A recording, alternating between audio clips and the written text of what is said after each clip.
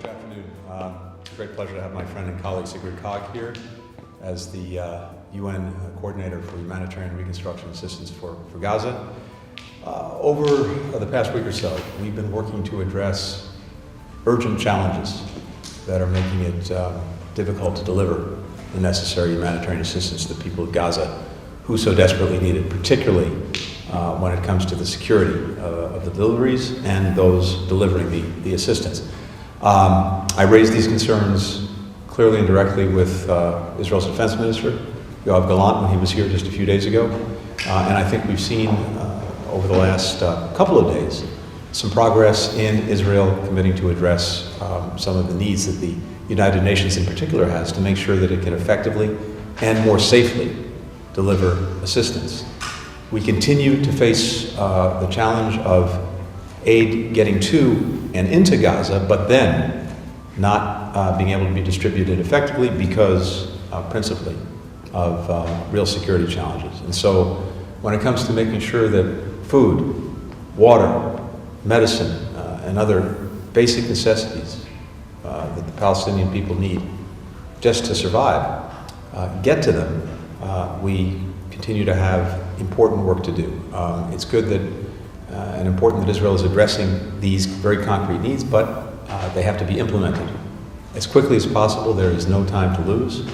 And I'm also eager to hear from Sigrid ongoing needs, ongoing requirements to make sure that both the United Nations, private providers of assistance, all of the countries that are working together to try to help the Palestinian people who need it so desperately, how we can be more effective. With that, Sigrid, good to have you here. Thank you, Mr. Secretary, and indeed my friend Tony, but also, of course, the Secretary of State of the United States. I'm delighted to be here.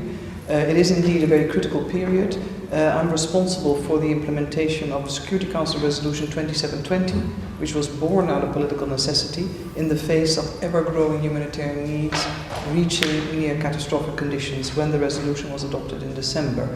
It's been a very tough and difficult period for the civilians in Gaza, and of course also the families of the Israeli hostages who continue to live with deep uncertainty about the fate of their loved ones. But the focus of my mission is on the civilians in Gaza, to get the volume, the quality, and the predictability of assistance that they so desperately need, given the fact that they've left their homes. 1.9 million people are displaced.